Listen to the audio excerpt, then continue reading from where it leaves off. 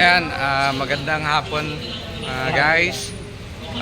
Katatapos lang namin. Katatapos nga lang, anong oras na? Alas 6 na. Nandito kami sa lokal ng Commonwealth, NCGI. So ngayon, lalakarin ko na lang pa uwi. Lakad tayo? Tara na. Yan. So, Doon ay focus mo yun. yan, papakita ko sa inyo. MCGI Dito ka. Commonwealth. Mukha mo. Oo nga. Yan, nakakita yung ano mo. Ay, nakano ka ba? Na? Ano yan, nagra-run yan ayun. Ay, nagraran. Yan. So, 650 meters, lalakarin ko pa uwi. Hindi na ako mag-grab. Mahal ng grab eh. Saka, gaya nga ng nasa pinag-aaralan kong paksa pananampalataya yung nananalaytay. Kailangan kasi biruin mo naman bro, pinaranas, hindi ko masabi, dinanas ko yung matinding stroke na bihira lang talaga yung nagsusurvive, di ba? 8 stroke sa loob ng halos 9 na taon na. So siguro maganda siyang maganda siyang maging experience na i-share ko, na meron pa rin naman talagang milagro, ayun, o yung pagmamahal ng Diyos sa atin lahat. Yan guys. Pangatlong beses ko na actually itong lakad eh. Kaya ginagawa ko hapon. Yan din yung goal ko bro eh. Kaya bakit ako nag 1:30 or 2. Yan. Mahaba yan. Lalakad ko. Bukas pala magka-quantum ako bro. Tingnan ko yung lungs. Ay, all-grounded, yan mo. Alin? Oo. Video mo. Dito sa ano? Sa computer. O, i-edit ko pa. Hindi na, dire-diretso lang. Mahaba Di ko- yan. Dito lang ano yan eh. Okay lang. Wala bang limit na minuto na pwede kang Wala. Wala naman.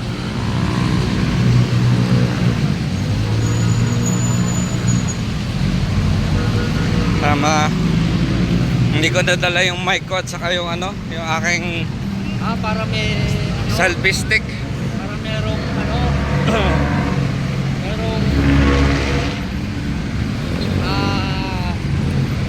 yung filter.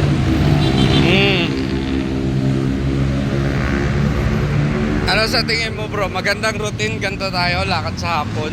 Oo, kasi malamig na yung ganito eh. Oo. Ano na to? Kung ako talaga bro, sa ko, ininanamnam ko yung paksa bro. Hindi ako inaano ng Diyos na solo lang ako eh. May pamilya akong dapat maisama bro. Hindi ko talaga sila pwedeng Ang mission mo, may isa na. Yan na nga eh. Ang mission mo. Kaya mamaya mag-uusap-usap kami. Hindi yan, baka pagkawain nyo na naman yan. Hindi yan yung Hindi, meron pinaramdam sa akin na approach, itatry ko. Pero habang nakikinig ako, merong binulong sa akin. yan makukuha ng parang kamay na bakal. Hindi. Hindi makukuha ng ganun.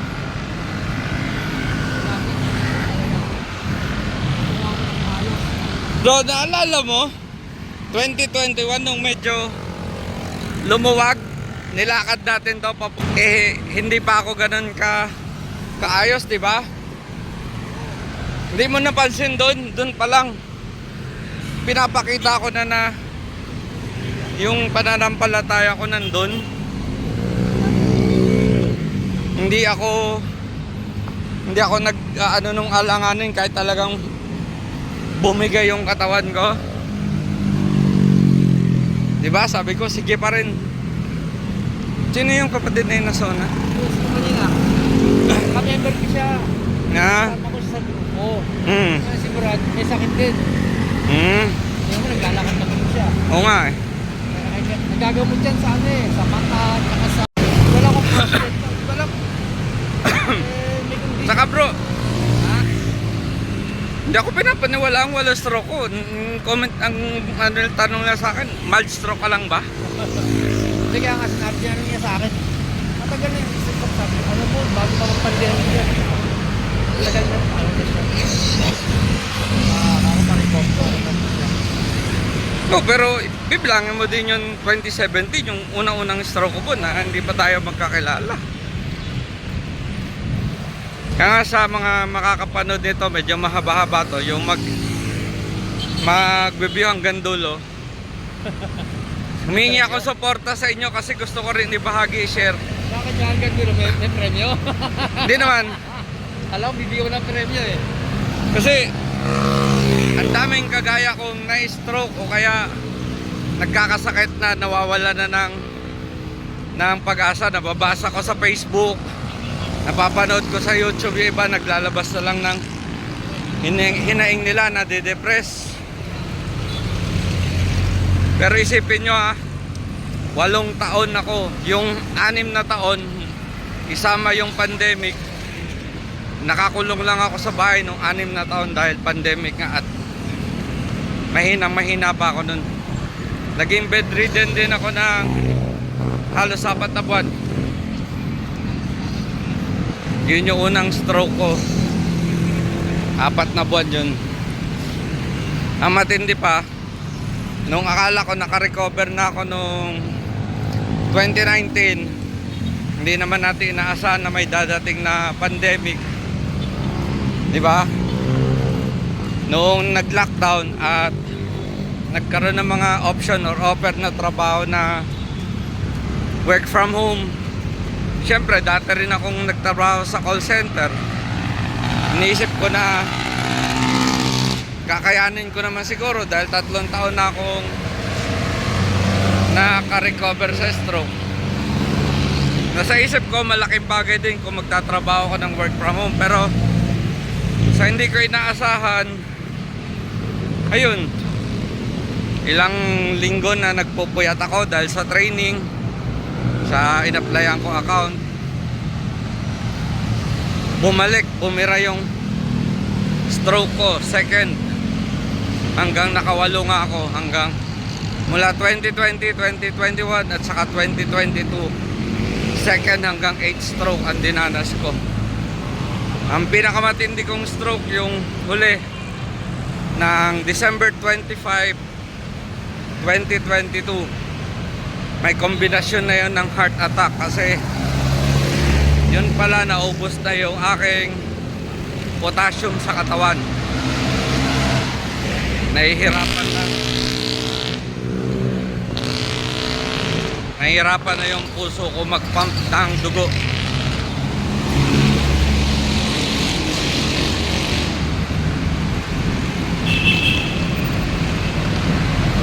Yung paglalakad ko din bro talaga nakakatulong sa katawan to, di ba? Nayayanig yung mga laman loob ko.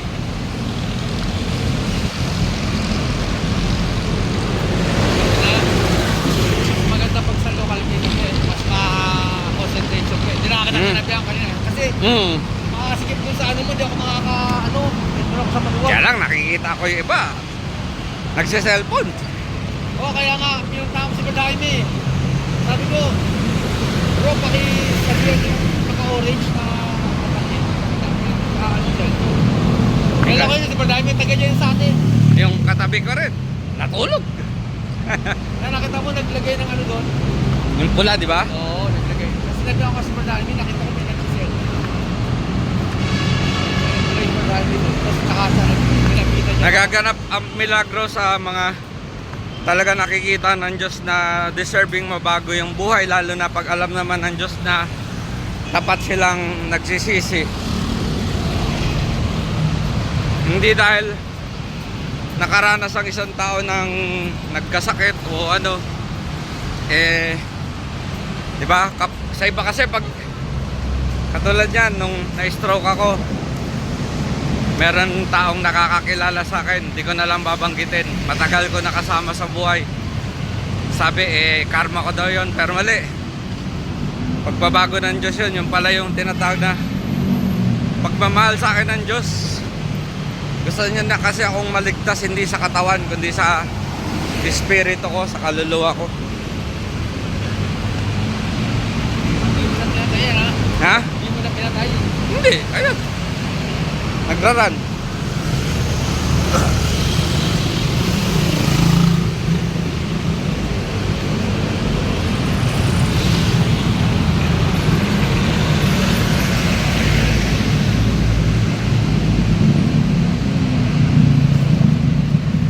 Dire-diretso na.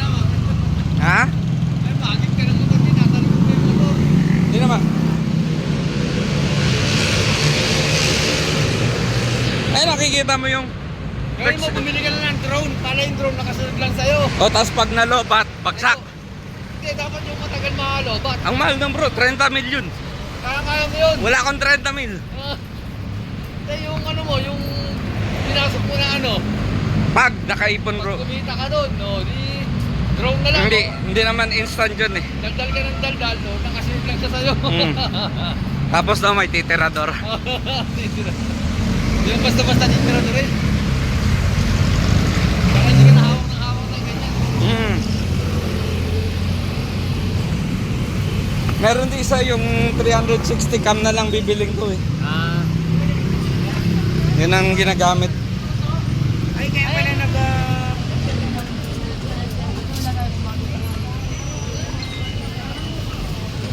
Kasi ngayon ko lang naman talaga sinusubukan to eh. Hanggang ha? At least nakikita mo po yung ano, yung reflexes ko. So kahit na medyo ganyan yan. Yan, dito na ako. Malapit na kami sa bahay. Bababa na kami ng BF Road. Ilang 12 minutes na lakad pala bro eh. 12 minutes na? Ayan oh, magti 13. 10 minutes nga lang yung ano. Lalakarin mo lang.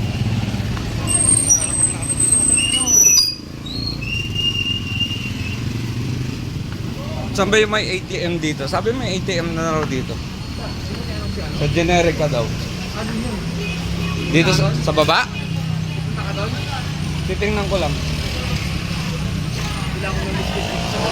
Saan?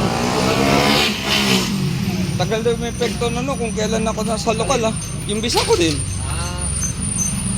Kaya tumakbo ko eh. Ako kasi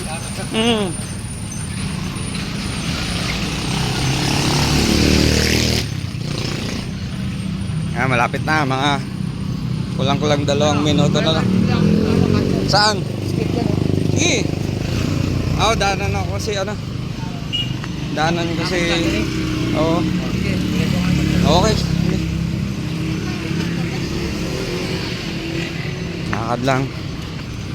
Magawa ko ng lumakad.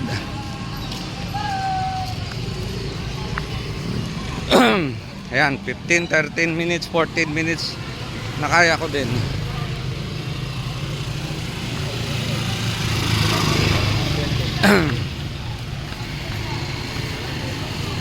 Sa 650 meters nagawa kong lakarin. Sa totoong miracle.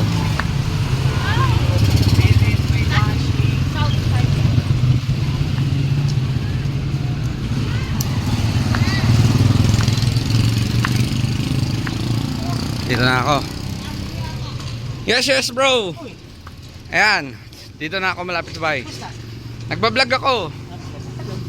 Nilakad ko lang. Wala lokal kasama ko si Brad Joseph. Yan. Bro, gusto ko sanang kalasin yung ano mo para luminis. Headlight kaso nakita ko. Naawad ako kasama na lang yung nag-ride kasi nainitan eh. Ay, sarado. Ayan, so guys, nalakad ko malapit sa bahay doon sa kabila yung bahay ko. So hanggang sa susunod guys, bibili pa ako na ibang gamit kasi nakakangawit din eh. Sige, naman.